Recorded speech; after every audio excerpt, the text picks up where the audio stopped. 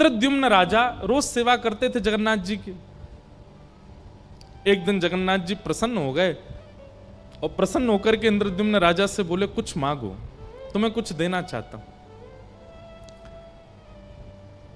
इतने में पत्नी आकर के भी बैठी तो जगन्नाथ जी बोले, तुम भी मांगो। वैसे तो ऐसा होता है कि दंपति एक वरदान मांगे, लेकिन तुम दोनों अलग अलग मांगो, जो मांगोगे सो दूंगा।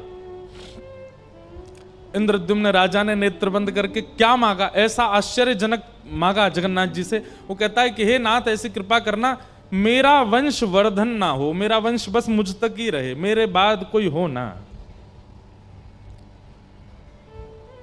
जगन्नाथ भगवान बोले, इंद्रद्युम्न राजा, ये कैसा वरदान मांग रहे हो?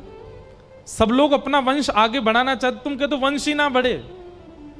इंद्रद्युम्न राजा बोला कि नाथ, मुझे भय है कि जैसा प्रेम, जैसी भक्ति मेरे चित्त में आपके प्रति है, कहीं मेरे बच्चे, उनके बच्चे या कालांतर में जाकर के उनकी पीढ़ी में अगर वो प्रेम नहीं आया तो लोग बाग क्या कहेंगे, ये बिल्कुल जगन्नाथ जी से प्रेम नहीं करते। कौन है? बोले इंद्रद्युम्न राजा का वंशज है, तो मुझे बहुत पीड़ा होगी।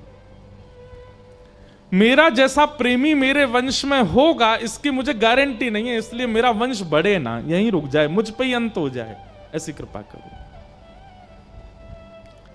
जगन्नाथ जी बोले, वाह भैया, तुम्हारे प्रेम की हम बलिहारी, कैसा वरदान मांग रहे हो। ठीक है, तथास्तु।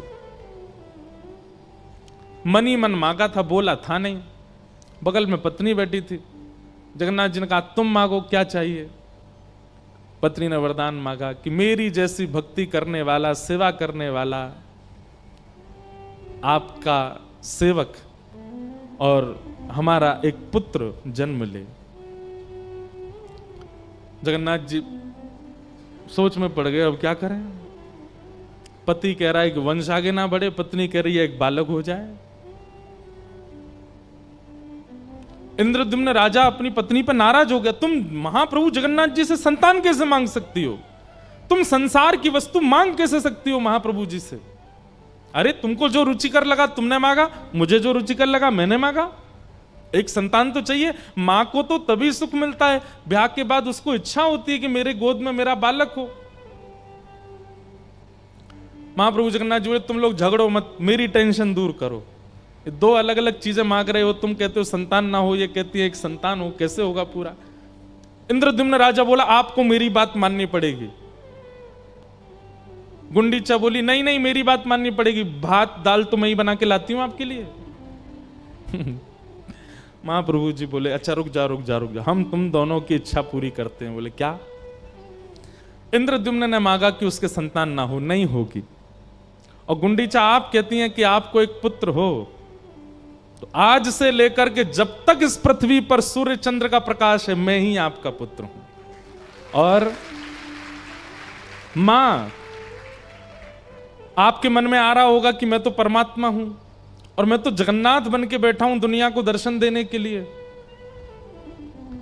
और भगवान जब दर्शन में ही व्यस्त हैं तो मां को समय कब देंगे? आप चिंता मत करो, बस ये समझिएगा मैं दूंगा थोड़ा ही समय, लेकिन दूंगा।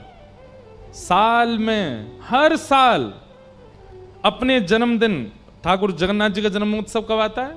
स्नान पूर्णिमा। स्नान पूर्णिमा के 15 दिन बाद रथ पर बैठ करके मैं स्वयं आऊंगा गुंडीचा आपके स्थान पर, और वहीं आपके हाथ के दाल भात खाऊंगा, आपके हाथ का रसगुल्ला पाऊंगा। आप जैसे एक बालक की तरह प्रेम, एक बालक को मां करती वैसे मुझे प्रेम करना, और 10 दिन जितना मुझसे होगा मैं आपके पास रुकूंगा। वहां मैं परमात्मा नहीं हूं, पर ब्रह्म नहीं हूं, वहां मैं आपका लाला हूं। आप मुझे लाला की तरह प्रेम करना, और फिर जब आपका मन पूरा हो जाए, मेरे से प्रेम हो जाए, दोबारा रथ में बैठ के फिर यहां आ जाऊंगा। अपनी मैया से मिलने जाते हैं ठाकुर जी रथ में बैठ करके, और मुझे श्लोक याद नहीं, जगन्नाथ जी का, जिस मंदिर में जगन्नाथ जी विराजते हैं उसमें दर्शन करने का फल तो है ही, लेकिन गुंडीचा में जहां ठाकुर जी रथ यात्रा के बाद जाते हैं वहां यदि दर्शन कर लिया, उस जो जगन्नाथ जी में, श्री मंदिर में जहां जगन्नाथ जी विराजते हैं उसको कहते हैं ब्रह्मवेदी, और जहां ठाकुर जी गुंडीचा में विराजते हैं उसको कहते हैं जन्मवेदी। ठाकुर जी का जन्म उधर ही हुआ, श्री जगन्नाथ जी का। ठाकुर जी का उधर दर्शन करना उसका कितना कोटि गुना फल होता है उसका वर्णन नहीं किया जा सकता। यहां ठाकुर जी को परमात्मा मान करके देखना होता है, और गुंडीचा जब ठाकुर जी आते हैं वहां ठाकुर जी को लाला मान करके देखना होता है। ऐसे महाप्रभु श्री जगन्नाथ जी। रथ यात्रा जिन भी नगरों में होती है वहां ये निश्चित होना चाहिए। कई जगह क्या होता है, मंदिर से निकले ठाकुर जी घूम के फिर मंदिर ही आ जाते हैं। रथ यात्रा वैसी ही होनी चाहिए जिस कारण से होती है। मंदिर से ठाकुर जी निकले और एक स्थान कोई नियुक्त होना चाहिए, वहां ऐसा भाव होना चाहिए कि यहां ठाकुर जी की मैया विराज रही है, कोई एक माता नगर की या कोई भी एक मैया के रूप में वहां विराजे, वहां ठाकुर जी जावें, वहां ठाकुर जी विराजें। 1 घंटा 2 घंटा 4 घंटा शाम तक ठाकुर जी वहीं रहें, वहीं भोग लगे, वहीं शयन करें और फिर वहां से फिर लौट करके मंदिर आवें। रथ यात्रा का ये क्रम होना चाहिए। ऐसे महाप्रभु हमारे अत्यंत प्यारे दुलारे श्री जगन्नाथ जी को बारंबार प्रणाम। हमने कहा था कि हम नित्य जगन्नाथ जी को प्रणाम करके कथा प्रारंभ करेंगे, क्योंकि कथा के आयोजक यही हैं श्री जगन्नाथ। बोलो वृंदावन बिहारी लाल की जय। तो कल हम लोग श्रवण कर रहे थे भागवत जी का मंगलाचरण। 3 श्लोक हैं मंगलाचरण में, 2 श्लोकों का श्रवण कल किया था। तीसरे श्लोक में वक्ताओं का गुण बताया गया, वक्ताओं को समझने के लिए तीसरा श्लोक कहा गया। निगम कल्प तरोर गलितम फलम सुखमुखादमृतद्रव संयुतम पिबत भागवतम रसमालयम मुहुर्हो रसिका भुवि भावुका।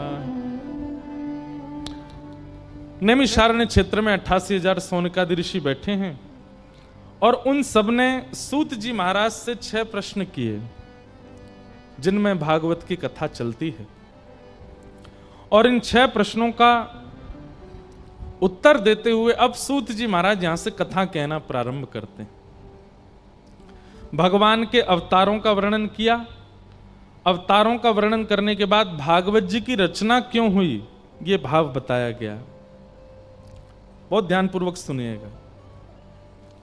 वेद व्यास जी महाराज ने सब कुछ लिखा, 4 वेद लिखे, 18 उपपुराण लिखे, 17 महापुराण लिखे, उपनिषद लिखे, लेकिन वेद व्यास जी के चित्त को संतोष नहीं है। आप कुछ भी करते हैं जीवन में, अगर संतुष्टि ना हो तो अपनी क्रिया व्यर्थ की मेहनत सी लगती है। कोई सब्जी बनाना जानता है, रसोई अच्छी बनाना जानता है, अगर वो रसोई में कुछ बनावे तो उसको पता होता है मैं चाहे लाख लोग मेरी प्रशंसा कर लें लेकिन मैंने ये अच्छा बनाया ही नहीं है। और घर वाले कहने बहुत अच्छा बना, बहुत अच्छा बना, बहुत अच्छा बना, पर वो स्वयं जानता है कि नहीं अभी ये वैसा नहीं बना। उसकी संतुष्टि से ही प्रसादी जो है वो सिद्ध मानी जाती है।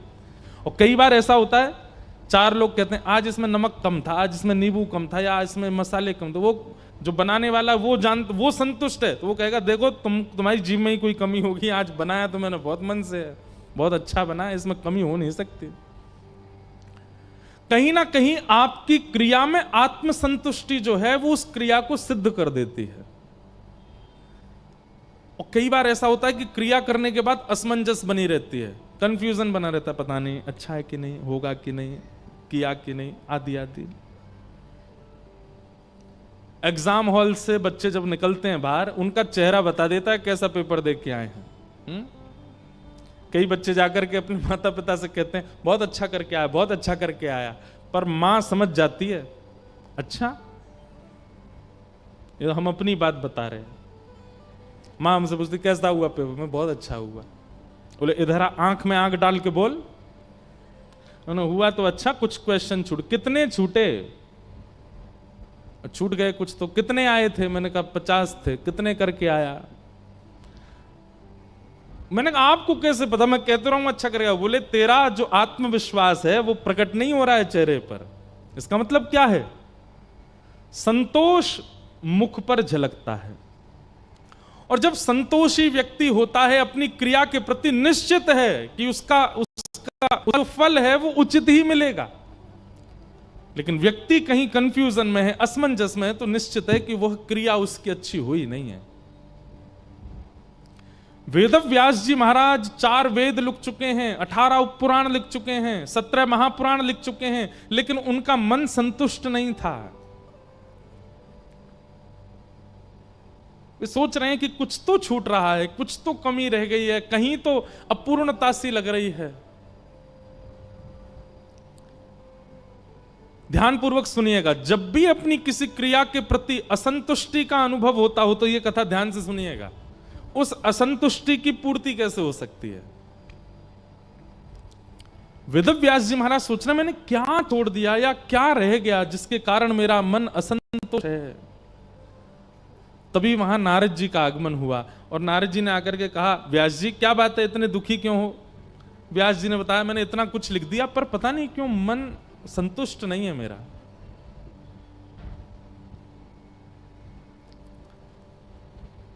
मैं अपनी क्रिया से, मैं अपनी लेखनी से सेटिस्फाइड नहीं हूं। तब नारद जी बोले, मैं बताऊं कारण क्या है? बोले क्या कारण है?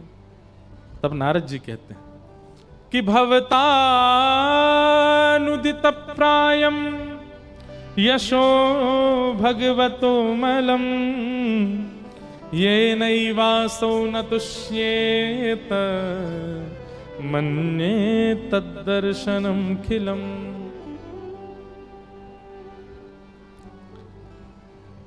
हे नाथ, आपने जितने भी ग्रंथ लिखे हैं ना, उन सब में आपने धर्म का बहुत प्रचार किया, अर्थ का बहुत प्रचार किया, काम का भी प्रचार किया, मोक्ष का भी प्रचार किया। ऐसा क्या कर्म करें कि मोक्ष मिले, ऐसा क्या कर्म करें कि कामनाओं की पूर्ति हो, ऐसा क्या कर्म करें कि धर्म हो जाए। पर आपने अपने किसी भी ग्रंथ में प्रेम का प्रचार नहीं किया, इसलिए आपका चित्त अशांत है। समझ में आई बात? आप जो भी क्रिया करते हैं उस क्रिया में प्रधानता उसके स्वरूप को देते हो, उस क्रिया में प्रधानता उसके स्वाद को देते हो, उस क्रिया में प्रधानता किसी की प्रसन्नता को देते हो, उस क्रिया में प्रधानता आप बाकी सब चीजों को देते हो, प्रेम को नहीं देते। इसलिए आप अपनी क्रिया से असंतुष्टि रहते हो। ध्यानपूर्वक सुनिए हमारी बात, इधर देखो सब लोग। मान लीजिए आप एक गायक हैं, गाते हैं, तो गायकी में आप प्रधानता किसको दे रहे हो? मेरा स्वर लगना चाहिए, मेरे स्वर से जितने लोग सुने सबके मुंह से वाहवाही निकलनी चाहिए, मेरे स्वर से मेरे फैंस होने चाहिए, मेरे आकर्षक होने चाहिए, मेरे मुरीद होने चाहिए लोग। अब आपका उद्देश्य आपकी गायकी में स्वर लगाना, लोगों को प्रभावित करना, अपना फैन बनाना, यही बन गया। प्रेम नहीं है उसमें। आप अपनी उस क्रिया से संतुष्ट नहीं हो सकते। आप एक कथाकार हैं, मैं अपने लिए कहूं तो आप अपनी कथा में प्रधानता क्या रखते हैं कि लोग बाग मेरे वाणी पर, मेरी गायकी पर, मेरी बोली पर, मेरे चलन पर, मेरी चाल पर सब मोहित हों, लोग मेरे से ऐसे मिलें, लोग मुझे माला पहनाएं, लोग मुझे दक्षिणा दें। तो आपका कथा में प्रधानता क्या है? दक्षिणा प्रधानता है। कथा में प्रधानता क्या है? वाणी का आकर्षण प्रधानता है। प्रधानता क्या है? लोगों को अपना बनाना प्रधानता है। प्रेम प्रधानता नहीं है, इसलिए वाणी प्रभाव नहीं डाल पाती। आप किसी भी क्रिया को उठा करके देखिए, अपनी पढ़ाई से लेकर के अपनी जॉब तक में आप कहीं भी असंतुष्ट क्यों हैं? क्योंकि आपकी प्रधानता प्रेम नहीं है, कुछ और है। जिस दिन आपने अपनी क्रिया में प्रधानता प्रेम को देना प्रारंभ किया, आपसे ज्यादा संतुष्ट कोई नहीं है फिर संसार में। होटल में 500 रुपए की दाल खा के आओ, अच्छी होगी, क्यों? उसमें मसाले अच्छे हैं, उसमें तेल अच्छा है, उसमें दाल अच्छी है, उसका प्रेजेंटेशन अच्छी है। लेकिन वो 500 रुपए की दाल अगर आपने लगातार 5 दिन तक खाई तो 6वें दिन हो सकता है आपका पेट गड़बड़ हो जाए। लेकिन घर में मां के हाथ की दाल खाओ, माँ बनाती है, उसमें ज्यादा मसाले नहीं डालती, उसमें ज्यादा तेज छौंक नहीं लगाती, ज्यादा मिर्च नहीं डालती, सामान्य बना देती है। चलते फिरते कभी कभी लग भी जाती, जल भी जाती है, कभी कुछ हो भी जाता है, परंतु उस दाल से आपका पेट खराब नहीं होगा। क्यों? उसमें प्रेम प्रधान है। बाजार की में धन प्रधान है कि सामने वाला खाएगा मुझे धन देगा, अच्छा लगेगा तो और धन देगा, सामने वाला खाएगा तो एडिक्टेड हो जाएगा, कल फिर आएगा, सामने वाला खाएगा तो 4 लोगों को और बोलेगा कि मेरी दाल खाओ। पर मां के मन में ये सारी बात है ही नहीं। उसको बेटे से पैसे नहीं चाहिए, उसको 4 लोग और खाने वाले नहीं चाहिए, उसको बस ये चाहिए मेरा बेटा आया है, इसका पेट भरना चाहिए। वो प्रेम से बना रही है। तो प्रेम प्रस्तुत होते ही वो वस्तु आपका कभी अनिष्ट नहीं कर सकती। इसलिए भैया आप अपनी क्रियाओं में आप चाहे जो कीजिए, कोई काम दुनिया का खराब नहीं होता, सारे काम अच्छे हैं, लेकिन बस अपना उद्देश्य धन को मत रखिएगा, अपना उद्देश्य ऐश्वर्य को मत रखिएगा, अपना उद्देश्य बहुत यश को मत रखिएगा, अपना उद्देश्य केवल प्रेम को रखिएगा। प्रेम, प्रेम रहे। जितनी जोर से ताली बजी उतना ही इस बात को स्वीकार भी कीजिएगा, ताकि मैं भी ताली बजा सकूं कि वाह स्वीकार की है। आज ही अपने कर्मों को देखिए, आप क्या क्या करते हैं, उस अपनी क्रिया में प्रेम को प्रधानता दीजिए।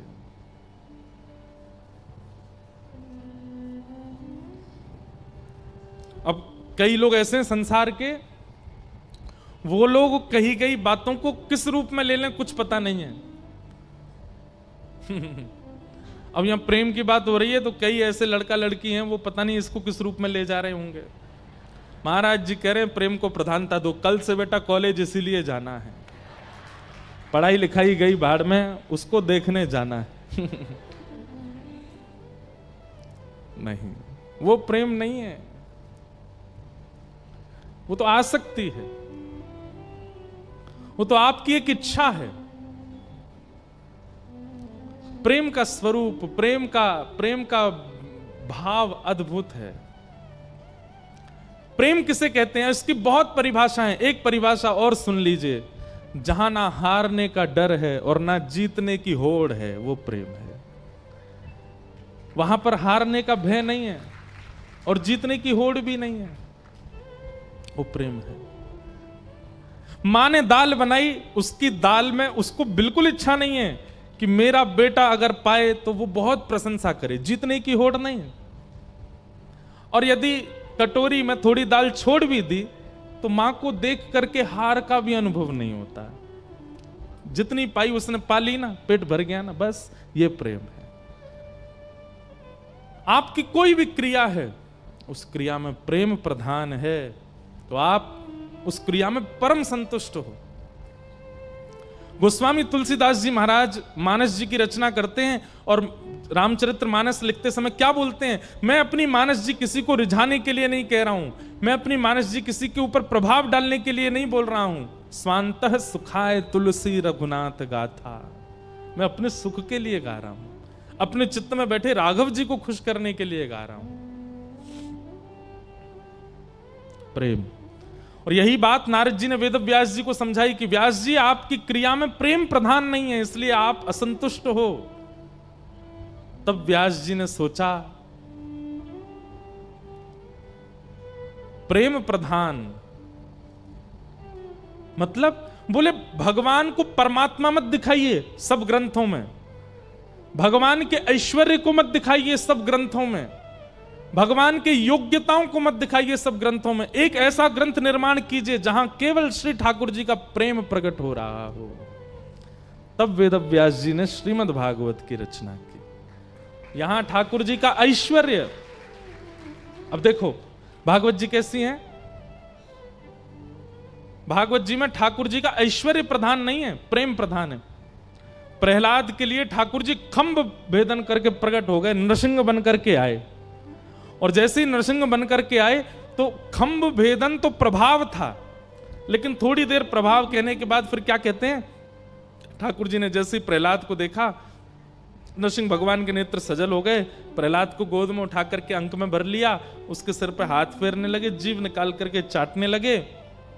और फिर ठाकुर जी क्या कहते हैं पता है वहां पे, प्रहलाद यदि मैंने आने में विलंब किया हो तो मुझे क्षमा कर दो। प्रेमी बन गए, नरसिंह भगवान का प्रेम प्रधान आ गया। ध्रुव के लिए भगवान गरुण पर विराजमान होकर के शंख चक्र गदा लेकर के आए। जैसे ही ध्रुव जी के सामने आए, ये प्रभाव था, लेकिन ध्रुव जी की स्तुति सुनकर के योऽन्तः प्रविश्य मम वाचमिमां प्रसुप्तां संजीवयत्यखिल शक्तिधर स्वधाम्ना अन्यांश्च हस्तचरण श्रवणत्वगादि प्राणान्नमो भगवते पुरुषाय तुभ्यम्। भक्ति मुहुः प्रवहतां त्वयि मे प्रसंगो भूयादनन्तमहताम् अमलाशयानां येनाञ्जसोल्बणमुरुव्यसनं भवाब्धिं निश्चय भवद्गुणकथामृतपानमत्तः। ये भागवत जी की विशेषता बता रहे हैं हम। ठाकुर जी आए कैसे थे, प्रभावशाली बन के, चतुर्भुज रूप, गरुण पर विराजमान होके। लेकिन ध्रुव जी ने क्या मांगा, बोले हे ठाकुर जी, भगवान बोले कुछ मांगो। ठाकुर जी पहले ही सोच के आए थे मुझे ही मांगेगा और क्या मांगेगा, लेकिन ध्रुव जी क्या कहते हैं, हे ठाकुर जी ऐसी कृपा कर दो, आपकी कथा में मेरी ऐसी रति हो जाए जैसे एक व्यसनी व्यक्ति का व्यसन के प्रति होता है। व्यसनी व्यक्ति, पीने वाला व्यक्ति, वो 24 घंटा यही देखता रहता मुझे कब अवसर मिले और मैं पीऊं। खाने वाला व्यक्ति वो अवसर ही ढूंढता रहता है कि कब अवसर मिले मैं खाऊं। एक हमारे बड़े प्रेमी हैं, एक बार सुबह सुबह हम दोनों नाश्ता करके निकले, खूब पेट भर के नाश्ता किया। नाश्ता करके निकले, कहीं दूर जा रहे थे 100-150 किलोमीटर, तो बीच रास्ते में कहीं रुके, तो हम तो गए वॉशरूम, वो भारी रुक गए। जैसे ही मैं आया लौट के तो देखा तो ऐसे चक्कर लगा रहे थे बाहर रोड पे। मैंने क्या हो गया, बोले बहुत भोजन करके आया हूं, थोड़ा चल रहा हूं ताकि पच जाए। मैंने कहा अच्छी बात है, चल के तो पचाना ही चाहिए। बोले नहीं नहीं नहीं, मैं इसलिए नहीं पचा रहा हूं, मैं तो वहां पोहे बन रहे हैं, मेरे खाने के लिए जगह बनानी है पेट में। मैंने कहा धन्य भैया, इसलिए चल रहे हो तुम। तो कई लोगों का ऐसा व्यवहार होता है, वो खाने के लिए वो दौड़ रहे थे कि थोड़ा भोजन नीचे जाए तो पोहा भी धर लूं भीतर। तो कई बार व्यसनी व्यक्ति यही सोचता रहता है मैं कैसे व्यसन करूं। भोजन करने वाला यही सोचता है, उसको कितना भी भोजन करा दो, उसके सामने आप समोसा ला के धर दो, बोले समोसा बना बहुत बढ़िया है, इसमें ये है ये, अब क्या करें पेट में तो बिल्कुल जगह नहीं है, लेकिन लाओ थोड़ा चख तो लेंगे ही। तो जिसको भोजन का बहुत ज्यादा शौक होता है ना, वो भरे पेट में भी 2-4 समोसा तो उड़ा लेता है।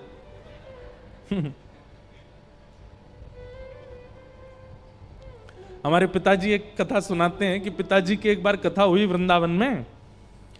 तो दिल्ली के एक थे, उन्होंने कथा कराई।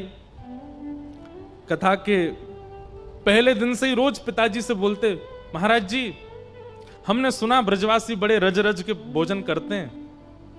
पिताजी बोले हाँ, ऐसा ब्रजवासी लेके आइए अंतिम दिन कथा के भंडारे में जिसको मैं जितना पवाऊं वो मना ना करे। पिताजी बोले हाँ करेंगे करेंगे, व्यवस्था करेंगे। हमारे मथुरा के चतुर्वेदी समाज के बड़े बड़े महाराज, उनका ज्ञान देख लेंगे तो उन जैसी धारा प्रवाह संस्कृत कोई नहीं बोलता। देख करके स्थिति को वाक्य बना करके कवित्व बना के गा देते हैं। ऐसे ऐसे हमारे मथुरा के चतुर्वेदी हैं, ब्राह्मण सब। और ये शरीर उनका होता है कि महाराज दूर से ही लगे नंद बाबा आ रहे हैं चल के, माथे पे तिलक, मुंह में पान। तो एक चतुर्वेदी जी आए अंतिम दिन कथा में, पंगत हो गई पूरी, सबने प्रसाद पाया। तो वो गए पिताजी के पास जो कथा करा रहे थे, बोले महाराज जी आपने कोई ऐसा ब्रजवासी नहीं बुलाया।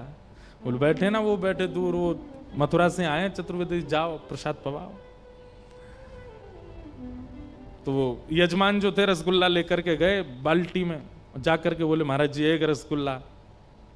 अब तो चूरन की भी जगह नहीं है पेट में, अब नहीं खाएंगे। महाराज जी एक रसगुल्ला ले लीजिए।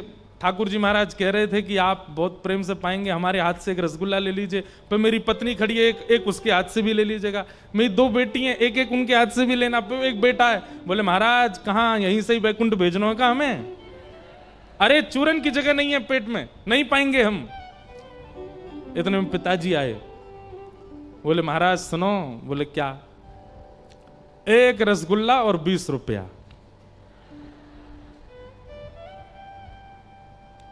तो वो जो बैठे थे, जिनके पेट में चूरन की भी जगह नहीं, वो बोले थोड़ा रकम बढ़ाओ।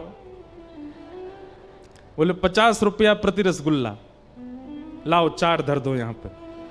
और 4 रसगुल्ला लिए, 50-50 रुपया दक्षिणा ली, प्रेम से पालिए। ये तो तब है जब पेट में चूरन की जगह नहीं। उसके बाद सेठ जी बोले महाराज जी थोड़ा और आनंद, थोड़ा और आनंद। बोले क्यों, अब ठीक है? बोले हाँ भैया पा लियो। अब तो बिल्कुल पा ही नहीं सकते, अब तो पानी भी नहीं पिएंगे हम, सीधे मथुरा जाके पानी पिएंगे, बिल्कुल जगह नहीं है। बोले 100 रुपया अगर प्रति रसगुल्ला मिले तो थोड़ा सा और बढ़ाओ। बोले 120 रुपया प्रति रसगुल्ला। लाओ 4 और धरो यहां पे। 4 और पा गए। 8 रसगुल्ला तो तब पा गए जब पेट में चूरन की जगह नहीं थी। तो जब प्रसाद के प्रति किसी की बहुत इच्छा हो जाती है तो फिर वो कैसे भी खा लेता है। एक हमारे साथ भी चलते तो हैं परिकर में, एक हैं भैया, आए नहीं है यहां कथा में।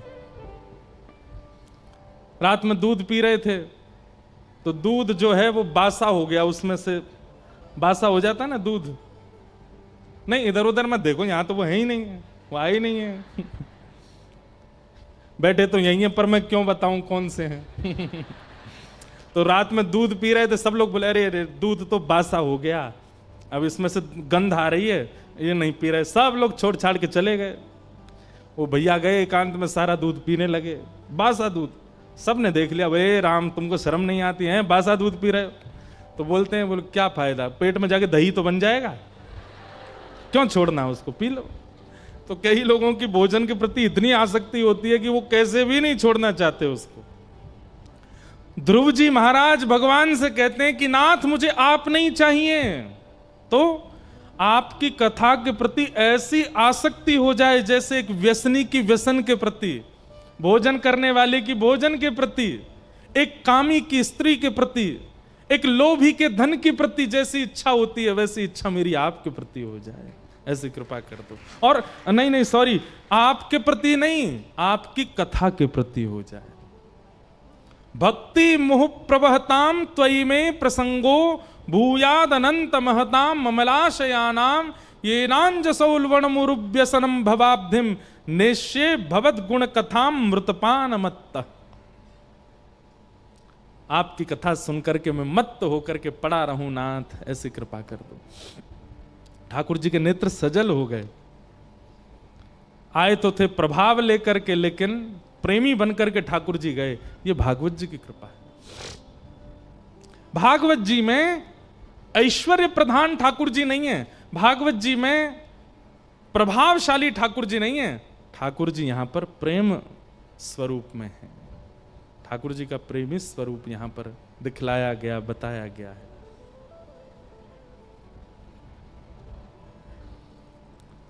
ऐसी प्रीत बढ़ी वृंदावन, ऐसी प्रीत बढ़ी वृंदावन। अरे एक कथा याद आई, सुना दूं फिर गाऊंगा। हमारी जनाबाई, महाराष्ट्र की परम भक्ता श्री जनाबाई, नामदेव जी के यहाँ सब सेवा करती थी। नामदेव जी के घर में भोजन बनाना, पोंछा लगाना, कपड़े धोना और रात्रि में चक्की पीसना, सब कार्य करती थी जनाबाई।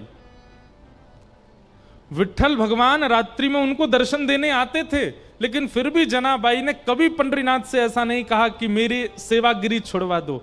नामदेव जी का घर नहीं छोड़ा जनाबाई ने, सेवा करती थी पूरी। भगवान ने एक बार प्रार्थना करके, विठ्ठल भगवान ने कहा, ए जना चल तुझको मैं वैकुंठ ले चलूं। बोले नहीं, मुझे वैकुंठ नहीं जाना। क्यों? वैकुंठ में ऐसा कीर्तन मिलेगा जैसे नामदेव जी करते हैं। वैकुंठ में इतने सारे वारकरियों के दर्शन होंगे। वैकुंठ में भीमा नदी, ये चंद्रभागा का दर्शन होगा। वैकुंठ में आप ऐसे खड़े हो। बोले नहीं, तो फिर मुझे वैकुंठ नहीं जाना, मैं यहीं रहूंगी। ऐसी जनाबाई।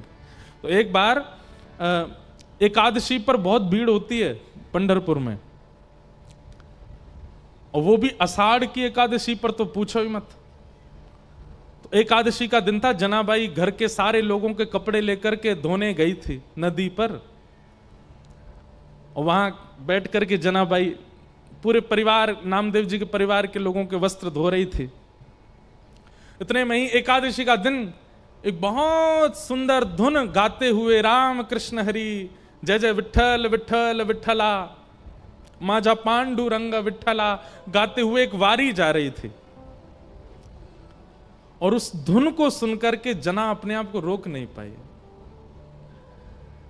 जनाबाई अब यहां वस्त्र धो रही है, और उनके वस्त्र धो रही है जिन नामदेव जी पर उसकी इतनी निष्ठा है, नामदेव जी की कृपा मानती है वो अपने ऊपर की, इन्हीं की कृपा से मुझे पंढरीनाथ के दर्शन होते हैं। कपड़े छोड़ करके कैसे जाऊं, कपड़े भी धोने हैं, और वारी में जो कीर्तन चल रहा है उसमें इतनी रुचि बढ़ रही है कि उसको सुने बिना रह नहीं पा रही। तो जना बड़ी जल्दी जल्दी कर रही थी, एक एक वस्त्र ऐसे रख भी रही थी, फिर रो भी रही थी, और विचलित होकर के थोड़ा सुने फिर लौट के आवे, फिर धोवे, फिर सुने फिर आवे। एक बड़ी वृद्धा सी एक वहां बैठी थी, वो वृद्धा आई और आकर के बोली, अरे लाली तू इतनी हड़बड़ाहट में क्यों है, क्या बात है? उन्होंने मराठी में बोला होगा, मुझे तो आती नहीं, इतनी हड़बड़ाहट में क्यों, क्या बात है? बोले मुझे कपड़े धोने हैं, मुझे कार्य है, और मुझे यहाँ ये वारी जा रही है, मुझे उसमें मन हो रहा है कीर्तन में जाके थोड़ा नृत्य करके आ जाऊं। तो वृद्धा बोली, जो वृद्ध मैया थी, तू जाके नृत्य करके आ, कीर्तन में खूब आनंद गरज करके आ, तब तक मैं वस्त्र में धो देती हूं, मुझे आते हैं धोने। जनाबाई बोली, नहीं नहीं आप मत धोइए, आप क्या? बोले नहीं तू जाना, मैं यहाँ खाली बैठी हूं, मैं तो बहुत वृद्धा हूं, मैं तो नृत्य कर नहीं पाऊंगी, अपनी युवा अवस्था में मैंने भी बहुत नृत्य किया कीर्तन में, तू जा, मैं धोती हूं वस्त्र। जनाबाई गई और जाकर के खूब नृत्य किया, इतना नृत्य किया कि सुबह से शाम हो गई, जनाबाई भूल गई, समय का पता नहीं चला। शाम होते ही उसने देखा सूर्य अस्त हो गए, दौड़ी नदी के तट पर, और जाकर के उसने देखा सारे वस्त्र धुल करके बढ़िया तय लगा करके गई बना करके एक के ऊपर एक व्यवस्थित करके रखे हुए थे। जना खुश हो गई, आसपास देखा वो वृद्ध मैया दिखी नहीं। एक सुंदर केले के पत्र में लिपेट रखे थे सारे वस्त्र, जनाबाई ने उठाया और लेकर के बड़ी प्रसन्न चित्त से आ गई नामदेव जी के घर, आकर के सारे वस्त्र रखे। संध्या स्नान के लिए श्री नामदेव जी ने वस्त्र देखे अपने, और जैसे ही वस्त्र उठाया नेत्र बंद हो गए, ऐसी अद्भुत सुगंधी आ रही थी वस्त्रों में से, स्पर्श होते ही चित्त में विठ्ठल प्रकट हो गए, स्पर्श होते ही संतों की स्मृति आने लगी, मन बिल्कुल शुद्ध शांत पवित्र हो गया। वस्त्रों का स्पर्श करते ही श्री नामदेव जी का चित्त ऐसा हो गया। नामदेव जी गए, ए जना इधर आ, ये वस्त्र कौन धोए? जनाबाई बोली मैंने धोए। वो सच बता किसने धोए? आज तूने नहीं धोए, तू रोज धोती है, पर आज आज आज किसी और ने स्पर्श किया है वस्त्रों को। तो जनाबाई भी आश्चर्य में पड़ गई, इनको कैसे पता? तो जनाबाई बोली एक वृद्ध मैया थी, मैं तो कीर्तन की धुन सुनकर के रोक नहीं पाई स्वयं को, मेरा बार बार मन विचलित हो रहा था, तो वो मैया ने आकर के मुझसे कहा कि मैं धो देती हूं, तू कीर्तन में चली जा। मैं तो कीर्तन में चली गई, वो वस्त्र धो करके सुखा के गई लगा के, और बिल्कुल लपेट के धर के गई, तो मैं उठा लाई। नामदेव जी के नेत्र सजल हो गए। जनाबाई ये किसी सामान्य के हाथ के स्पर्श से धुले नहीं है। आज सुबह मैं मंदिर गया था और श्री विठ्ठल भगवान के चरणों में जब मैंने प्रणाम किया, जिस कस्तूरी की सुगंध विठ्ठल से आ रही थी वही सुगंध इन वस्त्रों से आ रही है। वस्त्र धोने कोई वृद्धा नहीं, साक्षात विठ्ठल आए थे, क्योंकि तेरी कीर्तन में रुचि थी, इसलिए स्वयं विठ्ठल आए थे और आकर के धो के गए। जनाबाई रुदन करने लगी, नेत्र सजल हो गए, और पता जना क्या सोचने लगी मन में, मैं कितनी भाग्यशाली हूं कि मैं नामदेव के यहां रहती हूं। सौभाग्य ये नहीं कि पंढरीनाथ ने अपने हाथ से वस्त्र धोए, सौभाग्य इन वस्त्रों का ये है कि ये नामदेव के घर के वस्त्र हैं, इनको ठाकुर जी भी धोने में लज्जा नहीं करते हैं, ये नामदेव जैसे संत के घर के वस्त्र हैं। प्रेम।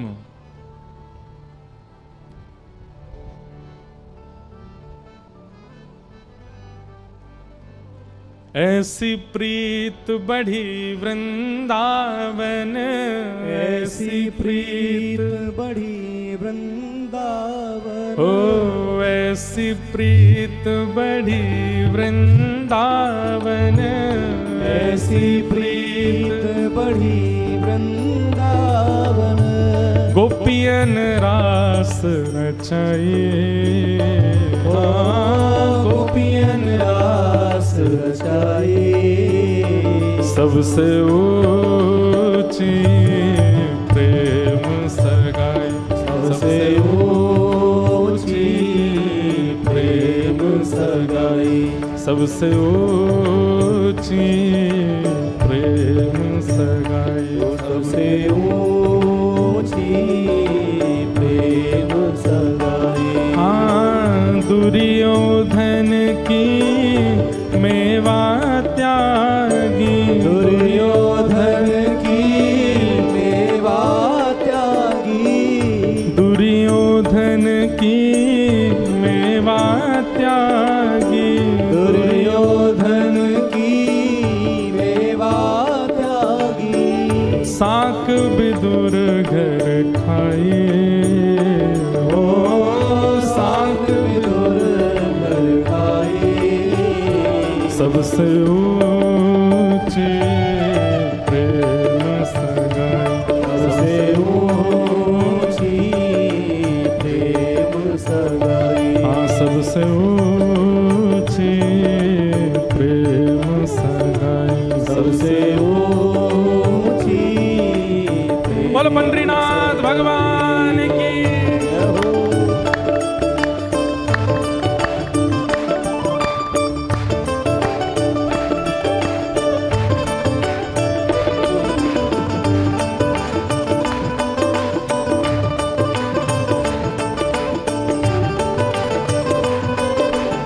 श्री राधा रमण लाल की जय हो।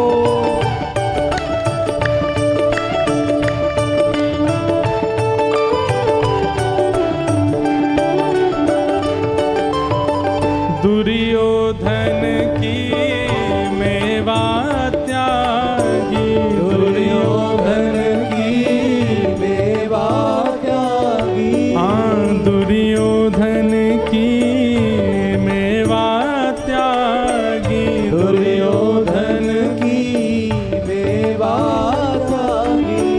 साक विदुर घर खाए, ओ साक विदुर घर खाए, ओ सबसे ऊंची प्रेम सगाई, सबसे ऊंची प्रेम सगाई। हाँ सबसे ऊंची प्रेम सगाई, सबसे ऊंची प्रेम सगाई। ओ प्रेम के वश अर्जुन रथ हाँक्यो, प्रेम के वश अर्जुन रथ हाँक्यो, प्रेम के वश अर्जुन रथ हाँक्यो, प्रेम के वश अर्जुन रथ हाँक्यो। भूल गए ठकुराई, भूल गए ठकुराई, अरे हाँ भूल गए ठकुराई, ओ भूल गए आइए ठकुराई। ओ सबसे ऊंची प्रेम सगाई, सबसे ऊंची प्रेम सगाई। हाँ सबसे ऊंची प्रेम सगाई, सबसे ऊंची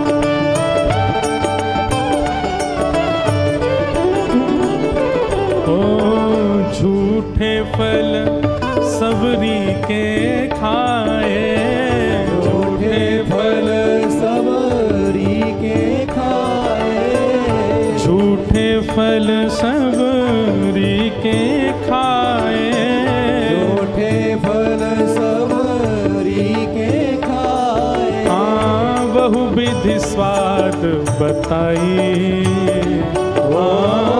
बहुविधि स्वाद बताई।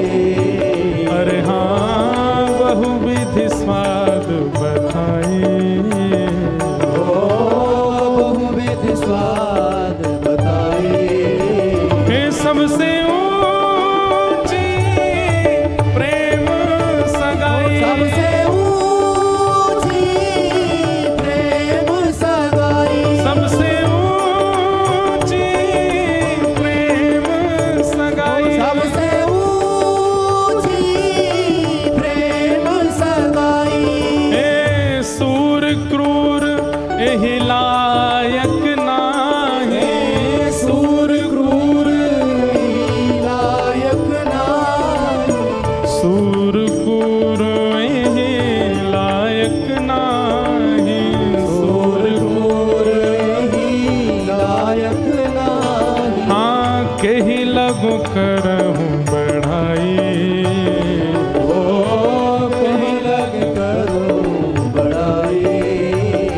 हाँ केहि लगु करहूँ बढ़ाई, ओ कहीं लग करो बड़ाई। आइए हाँ सबसे ऊंची प्रेम सगाई, सबसे ऊंची प्रेम सगाई। ओ सबसे ऊंची प्रेम सगाई, सबसे ऊंची प्रेम सगाई। हाँ सबसे ऊंची प्रेम सगाई, सबसे ऊंची प्रेम सगाई। ओ दुर्योधन की मेवा त्यागी, दुर्योधन की मेवा त्यागी। हाँ दुर्योधन की मेवा त्यागी, दुर्योधन की मेवा त्यागी। ओ साक विदुर घर खाए, ओ साग विदुर घर खाए।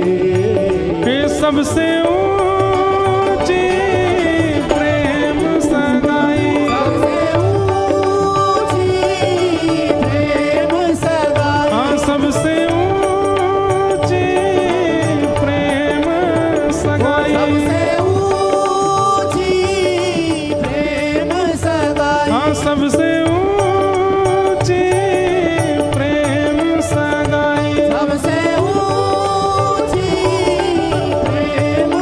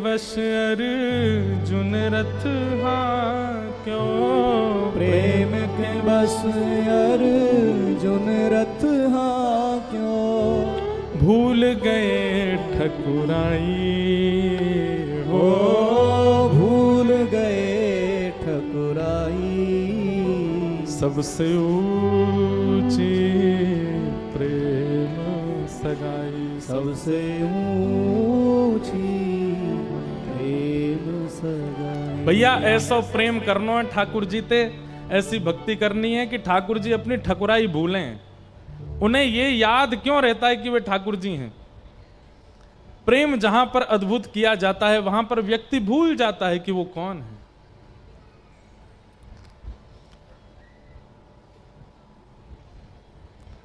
प्रेम जब अद्भुत प्रस्तुत किया जाता है तो व्यक्ति अपनी प्रभुता भूल जाता है। कई जगह राजाओं के लिए सुना गया कि राजा अपनी सिंहासन से उतर करके, अपना मुकुट उतार करके, अपने घोड़े छोड़ करके, अपने राजकीय वस्त्र छोड़ करके जाते थे। वो वही जगह होगी जहां प्रेम अतीत में किया गया हो। तुकाराम जी के पास छत्रपति शिवाजी महाराज जाते थे और आपको पता है श्री तुकाराम जी के प्रति शिवाजी महाराज का इतना प्रेम क्यों था। उनके अभंग सुनते थे छत्रपति शिवाजी महाराज, तो अभंग सुनकर के जो अभंग में शब्द होते थे उनको सुनकर के जहां बैठे होते थे रणभूमि में, रात में बैठे बैठे पूरी प्रजा तो दूसरे दिन का निर्णय कर रही है कैसे युद्ध होगा, क्या होगा, मुगलों को कैसे परास्त करना है, पर श्री शिवाजी महाराज पूरे दिन का सिर में इतना भार होता था तो रात्रि बैठ करके श्री तुकाराम जी का अभंग पढ़ते थे। और जब अभंग पढ़ते थे ना तो वे भूल जाते थे कि वे रणभूमि में बैठे हैं, वे छत्रपति हैं, वे शिवाजी हैं, वे महाराज हैं। ये विस्मृति कराने की सामर्थ्य केवल प्रेम में होती है। आप अपनी स्थिति नहीं भूल पा रहे हो, आप अपनी योग्यताएं नहीं भूल पा रहे हो, आप अपनी श्रेष्ठताएं नहीं भूल पा रहे हो, तो सब इसका मतलब सामने वाले ने वह प्रेम दिया नहीं है आपको। शिवाजी महाराज एक दिन इतने प्रसन्न हुए कि उन्होंने अनेक रत्न अपने सैनिकों के द्वारा श्री तुकाराम जी के पास देहू भिजवाए। तो देहू में एक पर्वत था जहां बैठकर के श्री तुकाराम जी भजन करते थे। आज भी शिवाजी महाराज का नाम ले लिया जाता है तो रोंगटे खड़े होते हैं। उस समय जब शिवाजी महाराज थे तब उनका कोई नाम ले लेता था तो क्या स्थिति होती होगी। और उस समय पूरे देहू में हल्ला हो गया, क्यों? छत्रपति शिवाजी महाराज के सैनिक आए हैं और रत्न संदूकों में भर भर के लेके आए हैं। कहां जा रहे हैं? तुकाराम जी महाराज के पास। श्री तुकाराम जी महाराज के पास गए। तुकाराम जी बोले, कहां से आए? बोले, हम छत्रपति शिवाजी महाराज ने हमको भेजा है और ये सब धन आपके लिए भेजा है। उन्हें पता चला था कि आपकी पूर्व पत्नी और बच्चे की मृत्यु अकाल के कारण हुई। इतना धन का अभाव आपने अपने जीवन में देखा तो हमारे महाराज के मन में आया कि आपका अभंग वो सुनते हैं, पढ़ते हैं, तो उन्होंने ये सब आपके लिए भेजा, आप स्वीकार करें। तुकाराम जी महाराज ने कितना सुंदर उत्तर दिया। बोले, जिसको कृष्ण रत्न मिल गया हो उसको अन्य रत्नों में रुचि नहीं होती है। आप इतने सारे रत्न उसको दीजिए जिसको इस रत्न की इच्छा हो, पर मुझे तो मेरे विट्ठल रत्न मिल चुके हैं। मुझे तो एक ऐसा नील रत्न मिला है, उस रत्न के बाद मुझे किसी रत्न की इच्छा नहीं है। मैं शिवाजी महाराज के द्वारा भेजे गए इन सब रत्नों को सिर से लगाता हूं, सबको प्रणम्य मानता हूं, पर वस्तु उसको दी जाए जिसको उसकी आवश्यकता हो। मुझे आवश्यकता नहीं है। मेरे पास मेरे ठाकुर जी हैं, उनका प्रेम मेरे चित्त में है, मैं उसी में परिपूर्ण हूं। सैनिक बोले कि कहीं शिवाजी महाराज हमसे नाराज हो गए तो हम क्यों ले आए वापस। बोले, आप मेरा उत्तर उनको सुना दीजिएगा। और शिवाजी महाराज ने जब ये उत्तर सुनाना, भाई बोलना बड़ी बात है, पर स्थिति में, बिगड़ी हुई स्थिति में बोलना एक विशेष बात है। तुकाराम जी के पास में इतनी संपत्ति, इतना धन वैभव नहीं है, तब भी वो ठुकरा रहे हैं।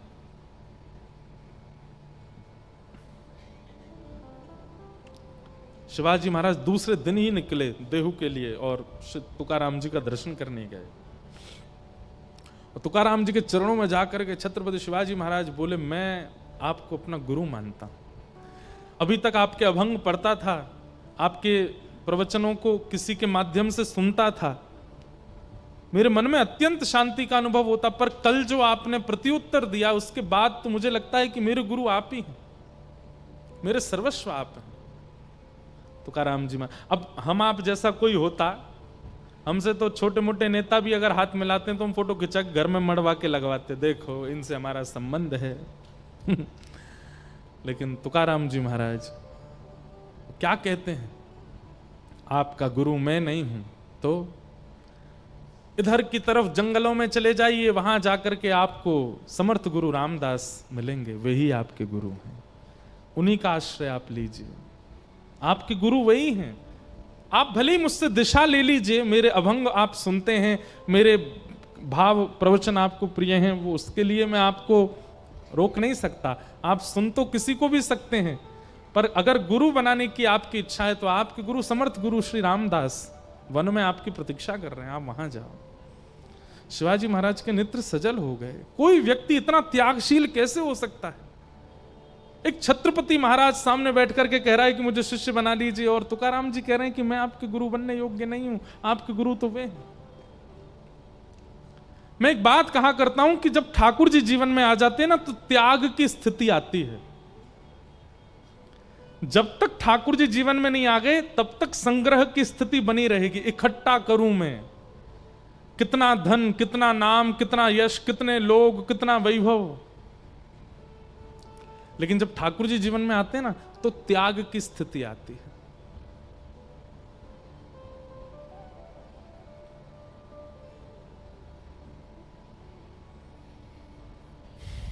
प्रेम गली अति सांकरी तामे दो न समाए। ठाकुर जी एक बार आ गए तो किसी और को बसाने का मन नहीं होगा फिर चित्त में, वो ही रहे बस।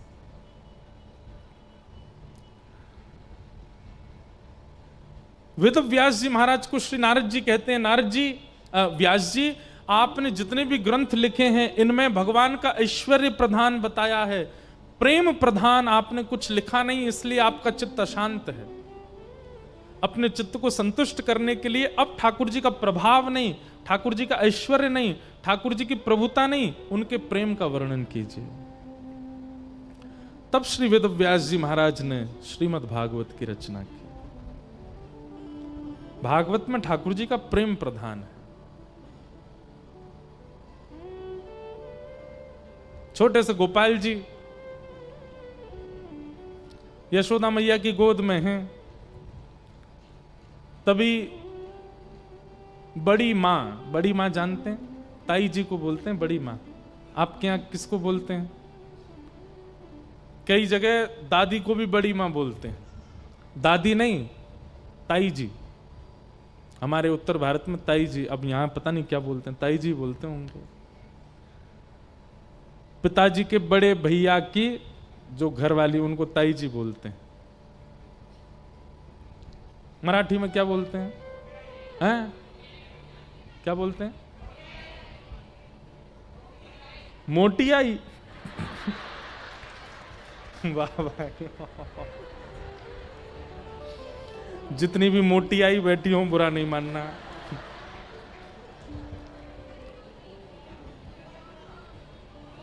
ध ढ द थ। अरे राम, मोथियाई। सॉरी भैया, हाँ मोटी आई निकल गया मुंह से। अरे बाप, हमारा भारत अद्भुत है भैया। ताई जी ठीक है फिर तो बढ़िया हुआ, ये मोतियाई हमारे यहाँ नहीं है, नहीं तो हम तो मोटी मोटी बोलते हैं। ठाकुर जी की मोटी आई आई, मोती आई, मोथी था। अरे कोई ठा बना रहा, कोई दा बना रहा। ठाकुर वाला मोठी आई। वाह भाई। जय हो भैया। चलो इतना तो सीख गए। महाराष्ट्र में मोठी आई तो ठाकुर जी की मोठी आई।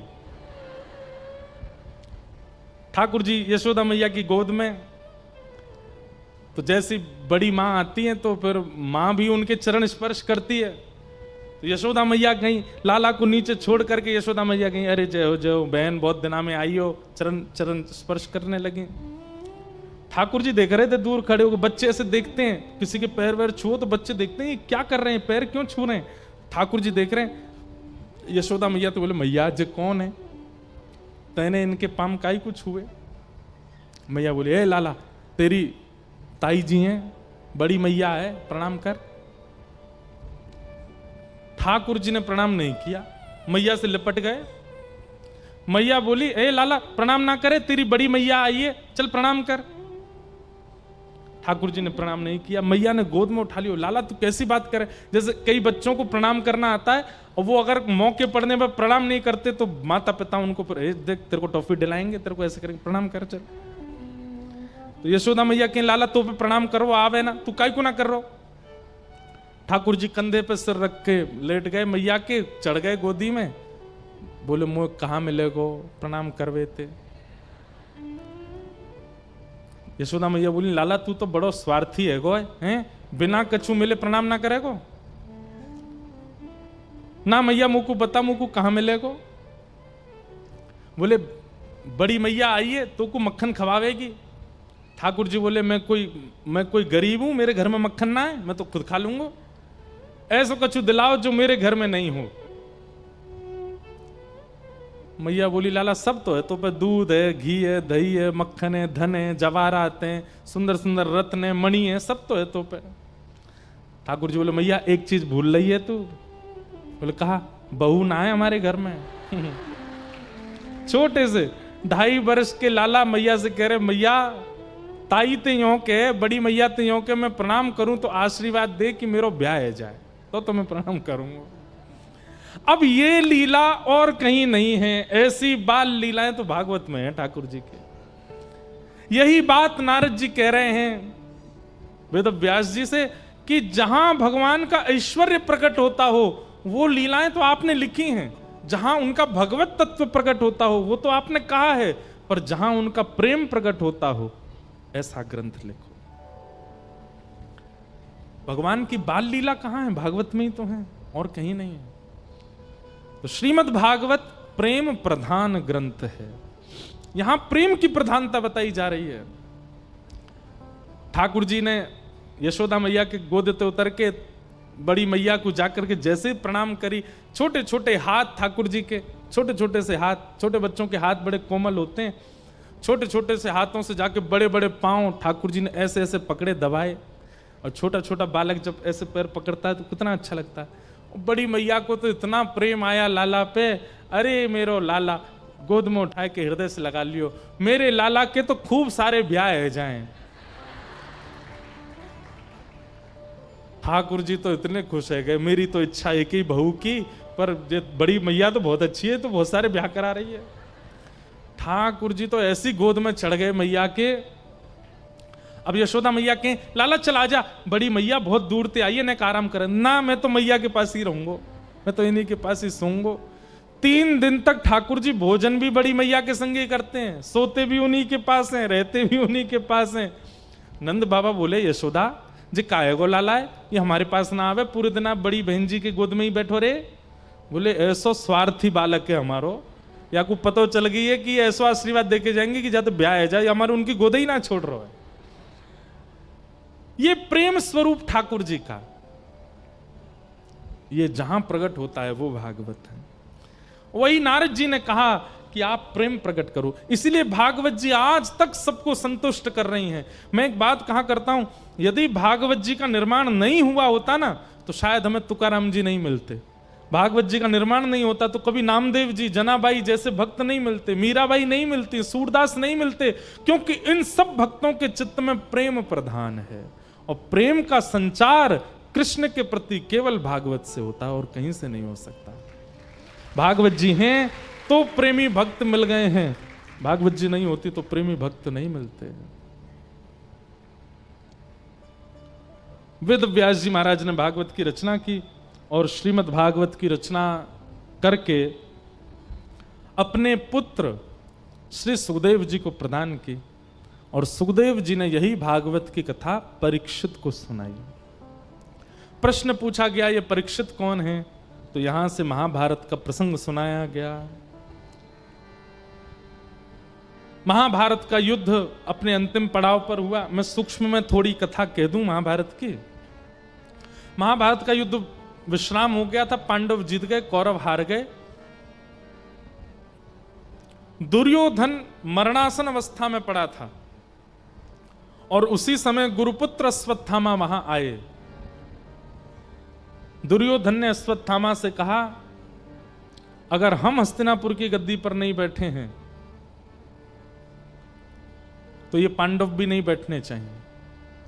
कैसे भी करके इन पांडवों का विनाश करो। और रात्रि सोते हुए पांडवों को मारने के लिए अश्वत्थामा गया, पर पांडव तो नहीं मार पाया। ठाकुर जी लेकर के पांडवों को कहीं और चले गए। द्रौपदी के 5 पुत्र मार दिए। अश्वत्थामा ने ऐसा क्यों किया? जब युद्ध समाप्त हो चुका था, कौरव हार चुके थे, पांडव जीत चुके थे, तब भी ऐसा क्यों? बंधुओं, ये राक्षस बुद्धि है। किसी की विजय हो जाने के बाद फिर उसकी मृत्यु के लिए विचार करना। अब जीत तो गया ही, ऐसा कुछ हो कि ये मर जाए, ऐसी भावना यदि चित्त में आ रही है तो आप ही राक्षस हो, आपके चित्त में ही राक्षस है। किसी की विजय आपको इतनी ज्यादा खलने लगती है कि आप ये तक चिंतन करने लगते हो कि हे परमात्मा, इसकी मृत्यु हो जाए, कुछ हो जाए, इसको मैं देख नहीं पा रहा हूं। ईर्ष्या की चरम स्थिति जब आती है तब ऐसी भावना प्रकट होने लगती है चित्त में।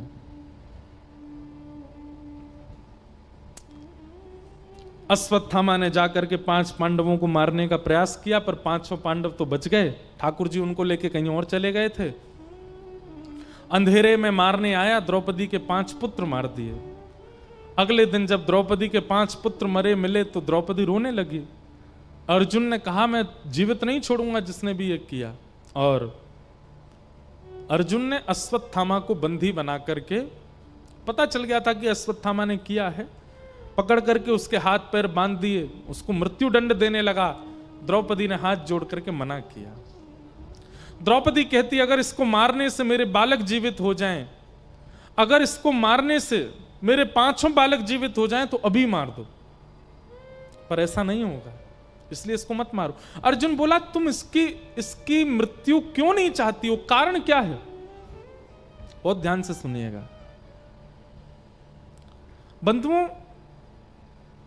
आप मंदिर जाते हो, तिलक लगाते हो, कथा सुनते हो, एकादशी करते हो, मंगलवार के व्रत करते हो, सोमवार के व्रत करते हो, प्रदोष के व्रत करते हो, इन सब से ठाकुर जी प्रसन्न नहीं होते। ये बात श्रीमद् भागवत में प्रहलाद जी कहते हैं, न दानम न तपो निज्य न शौच्यम न व्रतानि च प्रियते मलया भक्त्या हरिरन्यत विडंबनम। ठाकुर जी को यदि प्रसन्न करना है तो एक बात का ध्यान रखिए, हमारे जीवन में आने वाली परिस्थितियों में हम निर्णय कैसा लेते हैं, उससे ठाकुर जी प्रसन्न होते हैं।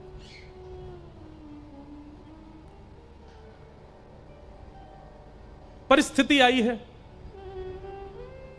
ठाकुर जी को हंसी कब आती है हमारे ऊपर? जब हम कंफ्यूज्ड होते हैं, ये करें, ये करें, ये खाएं, ये खाएं, इससे मिलें, उससे मिलें, यहां जाएं कि वहां जाएं, सोच में पड़े, इससे पूछो, उससे पूछो, वहां पूछो, वहां पूछो। 10 लोगों से जब पूछते ठाकुर जी बहुत हंसते हैं, बोले बस अब ये हार रहा है, अपने जीवन के निर्णय लेने की इसमें सामर्थ्य नहीं रही है। पर जब जीवन में कोई स्थिति आती है विचलित कर देने वाली, और आप निर्णय लेते हैं और निर्णय लेकर के उस कार्य पर चल पड़ते हैं, और वो निर्णय ऐसा नहीं होता, निर्णय कोई सामान्य नहीं होता, अद्भुत होता है, ठाकुर जी बहुत प्रसन्न होते हैं। और निर्णय लेने की सामर्थ्य आप में कैसे आएगी? किसी एक गुरु का आश्रय लीजिए, कथा का आश्रय लीजिए, एक सत्संग का आश्रय लीजिए। सत्संग, मैं कथाओं में कहा करता हूं, कथा, भक्ति, भागवत केवल इसलिए नहीं करनी है क्योंकि इससे भगवान मिलते हैं। नहीं, भगवान मिलना बहुत दूर की बात है। इसलिए करना है क्योंकि इससे आप एक अच्छे मानव बनते हो। निर्णयात्मिका बुद्धि।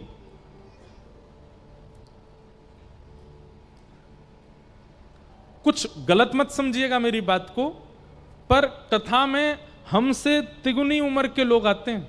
कई बार युवा भी आते हैं, छोटे भी आते हैं, पर दो दो गुनी अवस्था के लोग भी आते हैं और उनके प्रश्नों का समाधान उनसे 2 गुना छोटा बालक बैठ के मंच से करता है।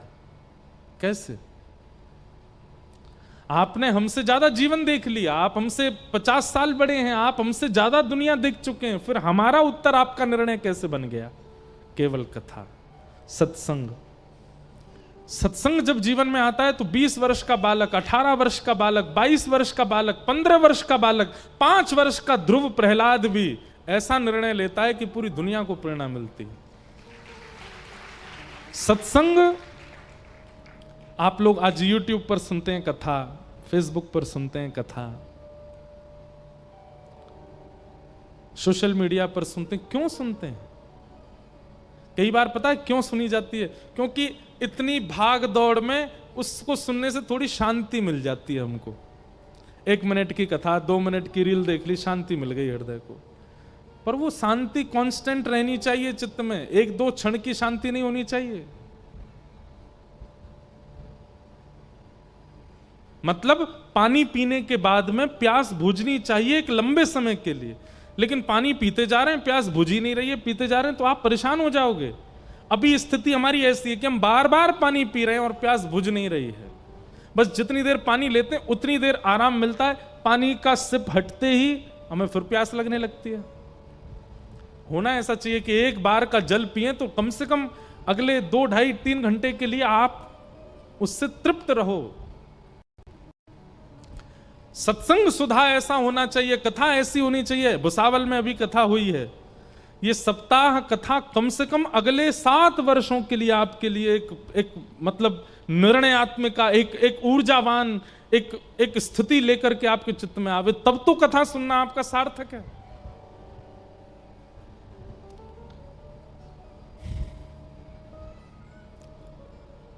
सत्संग, कथा, भक्ति, ये आपके जीवन के कई बड़े से बड़े निर्णयों में कैसा निर्णय होना चाहिए वो सिखाती है कथा।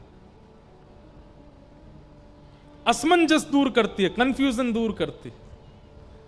तो आप अपनी परिस्थितियों में निर्णय कैसा लेते हो वो ठाकुर जी देखते हैं। जैसे स्कूल का टीचर, वो आपको क्वेश्चन दे देगा और क्वेश्चन देख करके उसको कोई मजा नहीं आता कि आप परेशान हो जाओ, आप दुखी हो जाओ, आप विचलित हो जाओ। वो देखना चाहता है कि मैंने इसको पढ़ाया, अब ये कितना जानता है, उसको पूरा करे। ठीक वैसे ही ठाकुर जी करते हैं। हर दिन हमको एक परिस्थिति दे देते हैं और परिस्थिति दे करके फिर हमसे देखते हैं कि ये निर्णय कैसा लेगा। और जब हम निर्णय में नाकाम होते हैं, निरर्थक हो जाते हैं, परेशान हो जाते हैं, तो ठाकुर जी को हंसी भी आती है और क्षोभ भी होता है। इसने कथा सुनी है, ये संतों की वाणी सुनता है, फिर भी विचलित हो रहा है। इसलिए निर्णय बहुत सोच समझ के लिया कीजिए अपने जीवन के, और हो सके तो सत्संग नित्य करके उन सत्संगों को अपने जीवन के निर्णयों में सार्थक करने का प्रयास किया कीजिए, जैसे द्रौपदी कर रही है। द्रौपदी के 5 बालक मरे हैं, बहुत गंभीर परिस्थिति है, लेकिन द्रौपदी निर्णय कैसा ले रही है? हत्यारे को छोड़ दो, इसको मारो मत। ठाकुर जी सचेत हो गए, ये कैसा निर्णय है? अपने बालकों के हत्यारे को जीवन दान दे रही है। और कारण जब पूछा गया तो द्रौपदी के कारण, कैसे कारण है? द्रौपदी कहती है मेरे 5 बालक जीवित होंगे इसको मारने से? नहीं होंगे, तो इसको क्यों मारना? दूसरी बात, यह भी एक मां का इकलौता बेटा है। मैं एक मां हूं, बालक मरने पर कितनी पीड़ा होती है इसका अनुभव मुझे हुआ है, और मैं नहीं चाहती कि वो अनुभव, वो पीड़ा किसी और मां को हो, इसलिए इसे मत मारो। कितनी बड़ी बात है। हमसे कोई पूछता है, महाराज जी कैलाश मानसरोवर गए आप यात्रा पर? मैं गया तो नहीं हूं, लेकिन एक उदाहरण बता रहा हूं। आप कैलाश मानसरोवर गए यात्रा पर? हम भी जाने का मन बना रहे हैं। अब मैं जब गया था तो मैं बड़ी कठिनाइयां देख करके आया। 3 दिन तक भोजन नहीं मिला, रास्ते में बड़ी दिक्कतें हुई, सांस नहीं आई, ऑक्सीजन की दिक्कत हो गई, आदि आदि सब मुझे हुआ। अब मानव यदि होगा तो वो सब सत्य बताएगा, भाई अपना ध्यान रख के जाना, ऑक्सीजन लेके जाना, थोड़ा ऐसे करके जाना, ऐसे ध्यान रख के जाना। पर आजकल के लोग कैसे हैं पता है? खुद पीड़ा सह करके आए हैं तो दूसरे से क्या कहते, बहुत बढ़िया रास्ता है। ये सब मिथ्या बात है कि वहां ऑक्सीजन नहीं है। अरे महाराज ऐसी श्वास आती है कि वहां लगता है आहा बस यहीं जीवित रहें। भोजन हर 5 किलोमीटर में वैष्णव ढाबा मिलेगा, रोटी मिलेगी, सब्जी दाल, खूब खाने को चकाचक। चाइना और इंडिया के लोगों ने इतना बढ़िया व्यवस्था कर दी है। सामने वाले का कोई कहेगा, ए तू तो मेरे साथ गया था, बहुत दिक्कत थी, ये क्या बोल रहा है? अरे उत्साहवर्धन कर रहा हूं ताकि जाए। उत्साहवर्धन नहीं कर रहा है, उसकी स्थिति क्या है? मैं जिन कांटों को चुबा करके आया हूं, तू भी तो अनुभव करके आ। कैसे हैं आजकल के लोग? ऐसे हैं।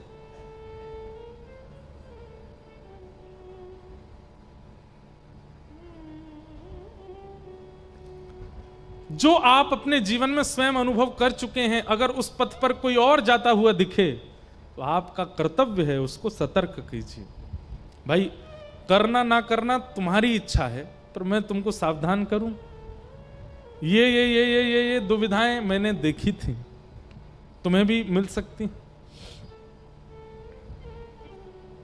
द्रौपदी क्या कहती है? मेरे 5 बालक मर गए, मुझे उस बात की पीड़ा है, पर मुझे यह भी पीड़ा है कि बालक मरने पर मां को कष्ट कितना होता है। वो कष्ट में किसी और मां को नहीं देखना चाहती, इसलिए इसको मत मारो।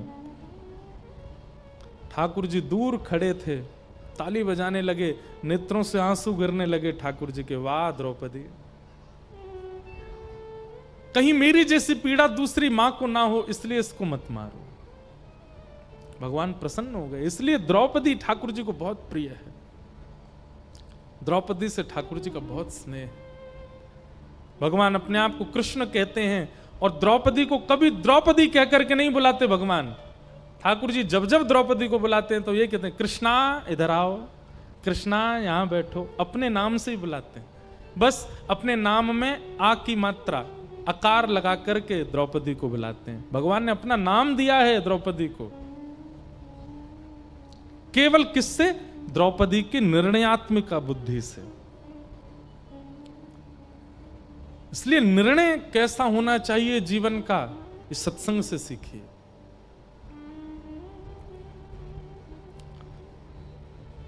इसमें एक बात और है, हम बचे रहें, हमारे बचे रहें, बाकी जाएं कहीं भी, ये बुद्धि भी वैष्णव नहीं रखता। ये बुद्धि भी वैष्णव की नहीं होती। वैष्णव तो खुद को झोंक देगा, बाकी सब बचे, तो ऐसी बुद्धि वाला होता है।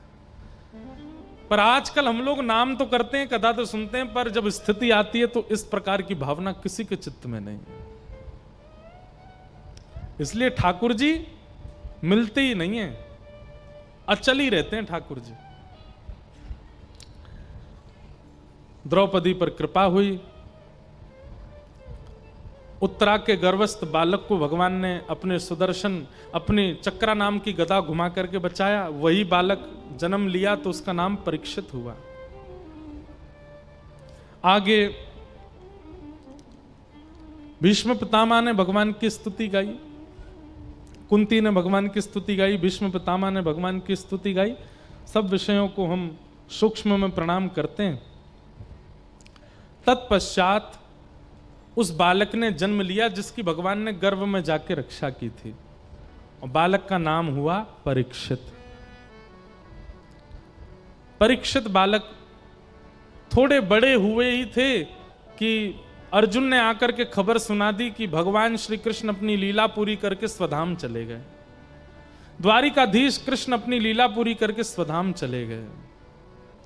ये खबर सुनते ही पांडव विचलित हो गए और बोले, जिनकी कृपा से हम लोग राज्य गद्दी पर बैठे हैं, जिनकी कृपा से हस्तिनापुर पर राज्य कर रहे हैं, वही जब अपनी लीला पूरी करके चले गए तो हम कैसे रहें।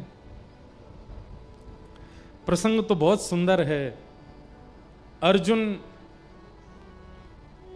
युधिष्ठिर जी को आकर के बताता है कि हम पर कृपा करने वाले श्री कृष्ण हमें छोड़ के चले गए। कैसी कैसी कृपा करने वाले?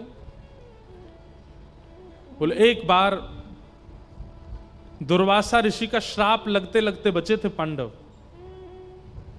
दुर्योधन इतना चतुर था, एक बार दुर्योधन के यहां पर दुर्वासा ऋषि प्रसाद पाने आए। बहुत ध्यान से सुनना। अब दुर्योधन तो हस्तिनापुर की गद्दी पर बैठता था, धृतराष्ट्र का बेटा है। धृतराष्ट्र तो गद्दी पर बैठते थे, कार्यभार पूरा दुर्योधन ही संभालता था। दुर्वासा जी को बुलाया इसने भोजन कराने के लिए। दुर्वासा जी का नियम था, अपने 1000 शिष्यों को संग लेकर के चलते थे। दुर्योधन ने अच्छी व्यवस्था की, 56 भोग पवाया। प्रसन्न हो गए दुर्वासा जी और प्रसन्न होकर के बोले, हम तुमसे बहुत प्रसन्न हैं, मांगो क्या चाहिए तुम्हें। तो दुर्योधन झूठा रोने लगा और रोते रोते बोला, मेरे चाचा के पुत्र सभी पांडव, ये लोग दंडकारण्य वन में भटक रहे हैं, ये लोग अपना 14 वर्ष का वनवास कर रहे हैं। मेरी इच्छा है कि इन पर भी संत कृपा हो। आप अपने 1000 शिष्यों के साथ जाइए और पांडवों के यहां प्रसाद पा करके आइए। ऐसे लोगों की संख्या भी बहुत है आजकल। अब दुर्योधन रोते रोते बोल रहा है, दुर्वासा जी बोले, अरे तुम कितने दयालु हो, बेचारे वो वन में भटक रहे हैं, तुमको उनकी इतनी चिंता है कि हम उनके यहां जाके प्रसाद पाएं। हाँ, मुझे बहुत चिंता है, आप जरूर जाइए और जितने बालकों को लेके आप यहां आए हैं ना, इनसे दुगने बालकों को लेकर के जाइए। मैं चाहता हूं बहुत कृपा हो पांडवों के ऊपर। मनी भारी तो ऐसे दिखा रहा है कि कृपा हो, मनी मन क्या सोच रहा है, उन पर खुद पे खाने को तो भोजन नहीं होता। जब ये दुर्वासा जी 2000 शिष्यों को लेकर के जाएंगे और पांडव इनको नहीं पवा पाएंगे तो दुर्वासा जी क्रोध में आकर के पांडवों को अपनी क्रोधाग्नि में जला देंगे। पांडव हमारे राज शासन में जो ये बीच में रुकावट पांडव आ रहे हैं, ये सब अपने आप ही नष्ट हो जाएंगे। लेकिन जिसके ऊपर ठाकुर जी की कृपा होती है, फिर उसको दुर्वासा भी कुछ नहीं कर सकते। एक दिन पांडव सब भोजन पा रहे थे और भोजन पा करके अपना पूरा प्रसाद ग्रहण करके, कौन गिर गो भैया हैं? अच्छा, भय बना रहता है थोड़ा सा। तो क्या बता रहा था मैं? पांडव, हाँ हाँ,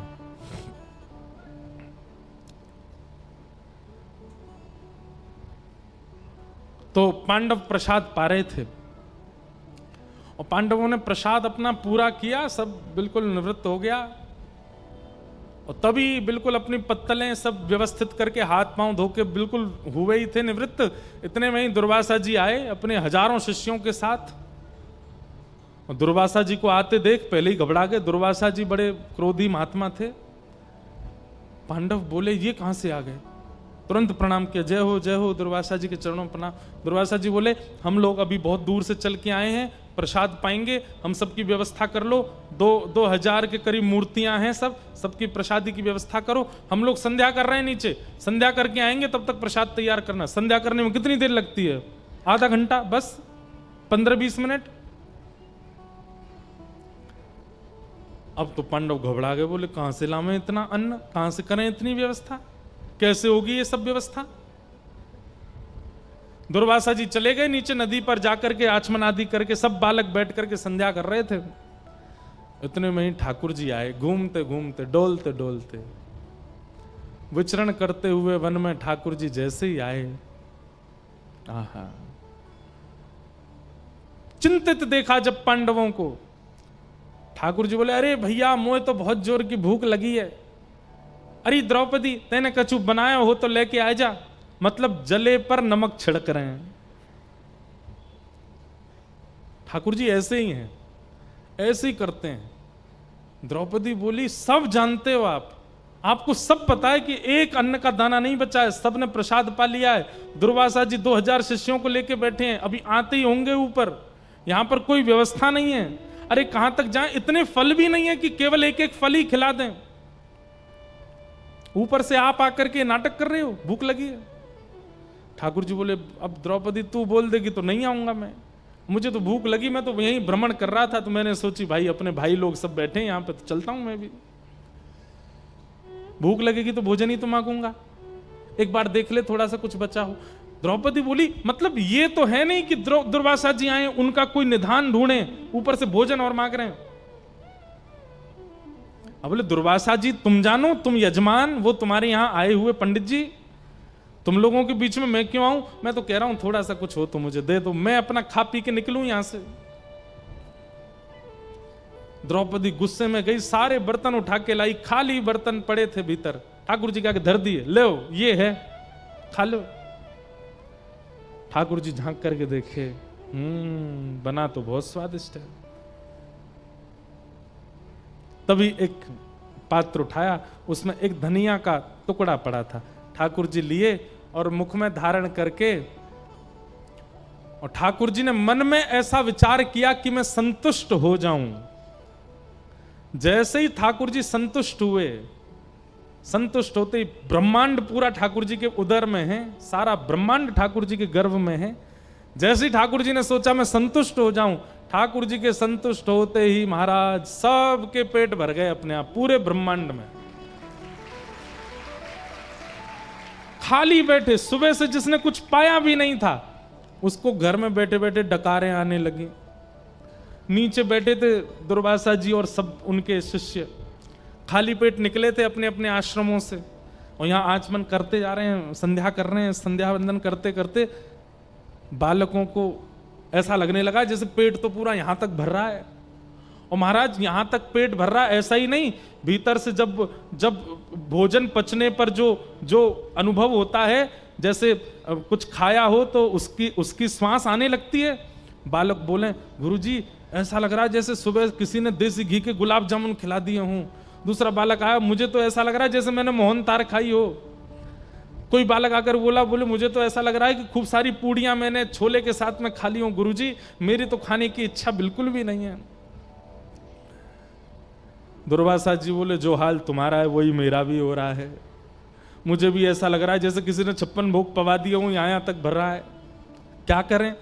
एक बालक बोला पांडवों ने ऊपर व्यवस्था कर ली होगी, 56 भोग बना दिए होंगे, अब क्या करें। दुर्वासा जी बोले देखो भूख ना हो और भोजन कराने बैठा दिया जाए तो वमन हो जाता है, और ये पांडव मानेंगे नहीं, कम से कम 5-5, 6-6 पूड़ियां तो खवा के ही भेजेंगे, और स्थिति हम लोगों की बिल्कुल भी नहीं है अभी भोजन पाने की। एक काम करो,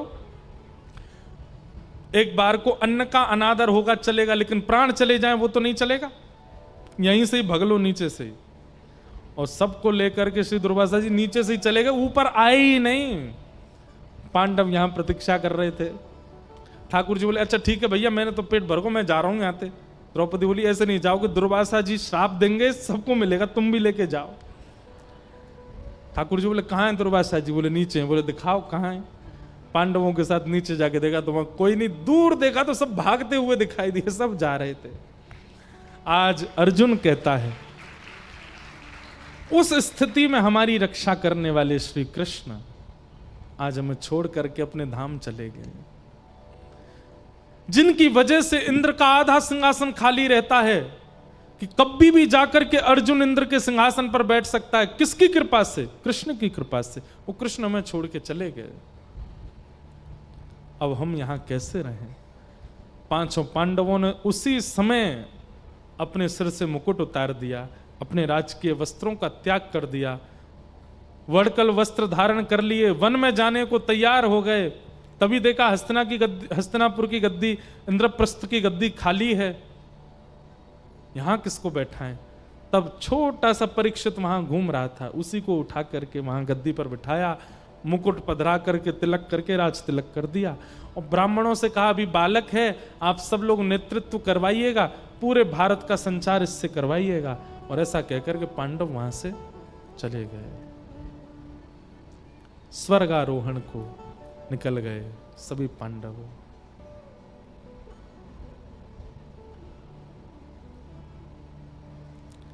श्री कृष्ण के द्वारा दी गई वस्तु अगर कृष्ण के बिना उपभोग करोगे तो नाश हो जाएगा। हमारे पास ऐसी कौन सी वस्तु है जो ठाकुर जी की कृपा से नहीं मिली है? वाणी उनकी कृपा से, सुनने की शक्ति उनकी कृपा से, देखने की शक्ति उनकी कृपा से, बुद्धि उनकी कृपा से, हाथ उनकी कृपा से, पैर उनकी कृपा से, इस सर्वांगीण इंद्रियां उन्होंने प्रदान की हैं। अगर इन इंद्रियों से उनका यजन नहीं करोगे तो जिस इंद्रिय से उनका भजन नहीं करोगे वही इंद्रिय पाप की ओर ले जाएगी। इसलिए सर्वांग, ये हमारे श्री डोंगरे जी महाराज कहते थे अपने शरीर के प्रत्येक अंग को ठाकुर सेवा में लगाओ। तो किसी ने उनसे प्रश्न किया हमारे शरीर में तो गुप्त अशुद्ध अंग भी हैं, आप कैसे कह सकते हैं कि प्रत्येक अंग को ठाकुर सेवा में लगाओ? डोंगरे जी महाराज कहते हैं जैसे सुबह उठ करके अपना घर साफ करते हो, क्यों? क्योंकि उस घर में तुम रहते हो, ऐसे ही इस तन में ठाकुर जी रहते हैं। इसी भावना से शौच क्रिया के लिए जाना, स्नान के लिए जाना, मलमूत्र आदि का परित्याग करना, इस भावना से कि मेरे चित्त में ठाकुर जी रहते हैं, मैं पवित्र रहूं, उसी से ही तुम्हारा कल्याण, उसी से गुप्त अंगों से भजन हो जाएगा, उसी से अशुद्ध इंद्रियों से भी भजन हो जाएगा। केवल अपने आप को शुद्ध रखने की भावना रखना कि इसमें ठाकुर जी रहते हैं चित्त में, इसलिए मैं शुद्ध रहूं।